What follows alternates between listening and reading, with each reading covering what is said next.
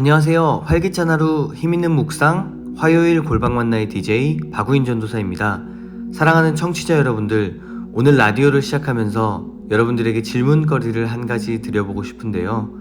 여러분들께서는 매일 하루를 활기차게 출발하고 계신가요? 문득 인사말을 준비하면서 여러분들께서 정말 활기찬 하루 힘있는 묵상으로 하루를 보내고 계실까 생각해보게 되더라고요. 어떠신가요? 여러분들의 하루는 활기차고 힘차게 출발하고 계시나요? 혹시 오늘은 아직이셨다면 이 시간 활기차고 힘찬 하루가 되도록 함께 청년부의 슬로건을 외쳐보면 좋을 것 같습니다. 우리 함께 외쳐볼까요? 예배자로 모여서 증인으로 흩어져라. 아멘. 방금 선포한 슬로건이 오늘 우리 삶에 능력되어지길 소망합니다. 이 시간 찬양 한 곡 듣겠습니다. 힐송 코리아가 부릅니다. 시대의 소망.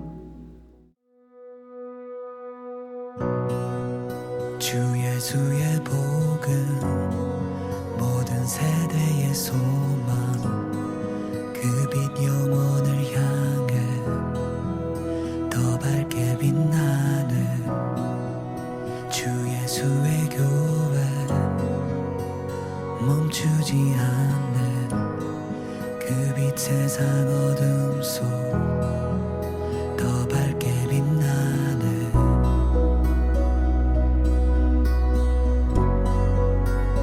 멈추지 않네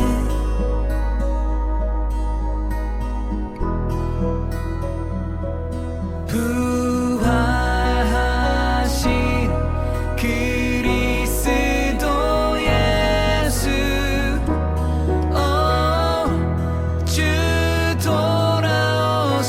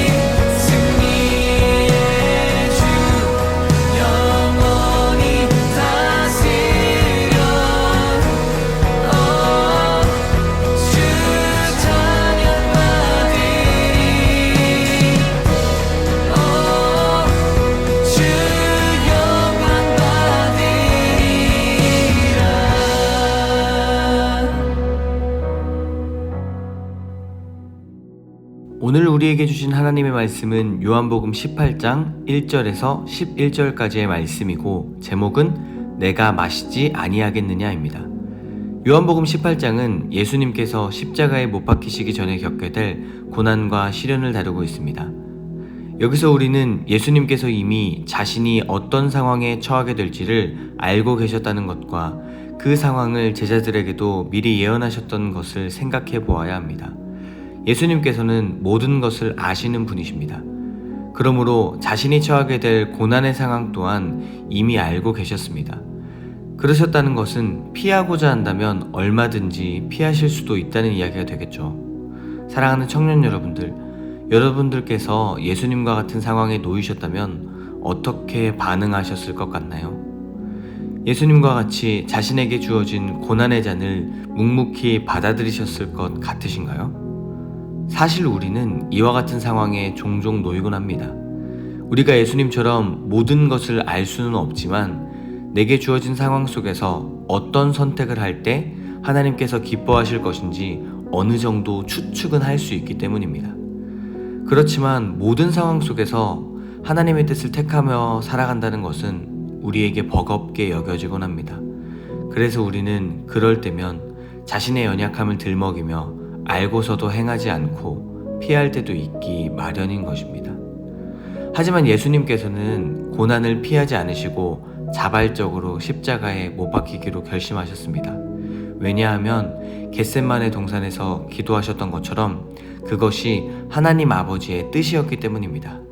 사랑하는 청년 여러분, 이와 같은 예수님의 헌신적인 모습은 그리스도의 제자된 우리에게 큰 교훈을 주고 있습니다.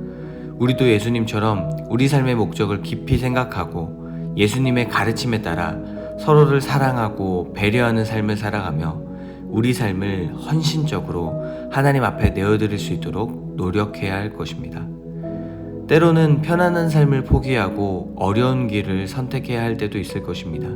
하지만 그것이 우리의 사명을 완수하는 길이라면 우리는 예수님처럼 자발적으로 그것을 받아들여야 합니다. 그러한 삶을 살아내는 저와 마르투스 여러분들이 되기를 소망해 봅니다. 계속해서 본문 속 베드로의 모습도 살펴보고자 합니다. 2장에서 베드로는 예수님을 지키려고 칼을 뽑았습니다. 그는 자신이 가진 힘을 통해서 예수님을 지켜내고자 한 것입니다. 하지만 예수님께서는 이를 막으셨죠. 왜냐하면 이미 고난의 잔을 받아들이기로 결심하셨기 때문입니다. 사랑하는 청년 여러분들, 우리는 베드로의 모습을 통해서 내게 주어진 능력을 어떻게 사용해야 하는지 생각해 볼 필요가 있습니다. 하나님께서는 각 사람에게 주신 은사가 있습니다. 그 은사를 하나님을 위해 사용하는 것은 마땅한 것입니다. 그러나 그보다 중요한 것은 내게 주어진 은사를 상황에 맞게 바르게 사용할 줄도 알아야 한다는 것일 것입니다.